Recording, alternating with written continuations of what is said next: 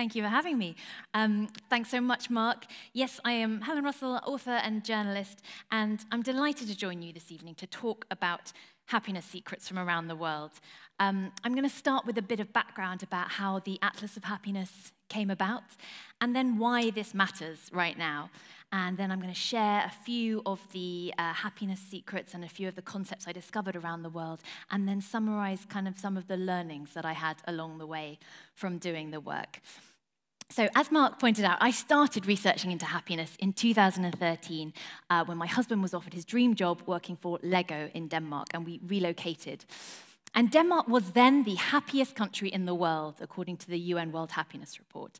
And I really started digging into why that was and wrote a book, The Year of Living Danishly, which was published in 20 countries worldwide, which was lovely.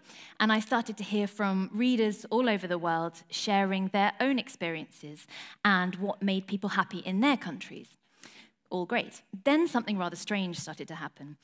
I began to be ambushed in person in some of the most bizarre settings imaginable, from once at an airport baggage carousel, once waiting for a ladies' loo, sand dunes, forests, you name it, from people who wanted to share their own country's unique cultural concept around happiness. Now, I should point out that I live in a pretty small town that has an international community that's unusual in that it actually is a community. So people from all over the world have come to this tiny town in rural Uland to work for a couple of the global companies that work there.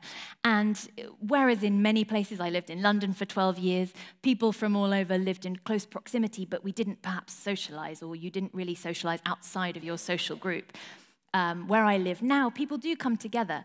And so I had the opportunity to talk and meet and learn from people from many, many different cultures.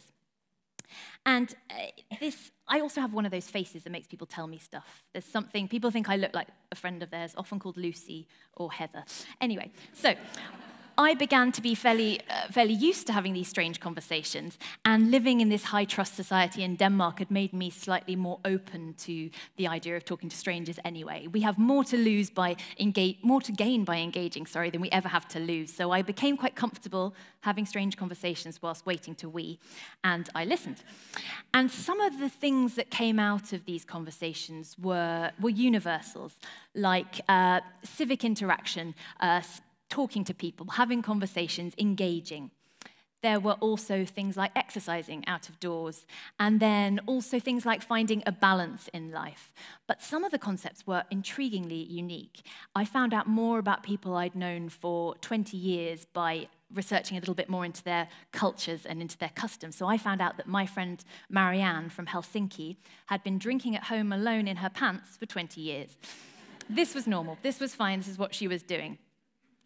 But I began to write all these experiences down and research further, and I started to document the different concepts making people happier in different countries across the world, which was really interesting. And this isn't a collection of Wikipedia entries. I spoke to real people to try and investigate their cultures, and I spoke to waiters, I spoke to stay-at-home parents, architects, engineers, normal people doing normal jobs like you and me, to find out more about what life was like for them.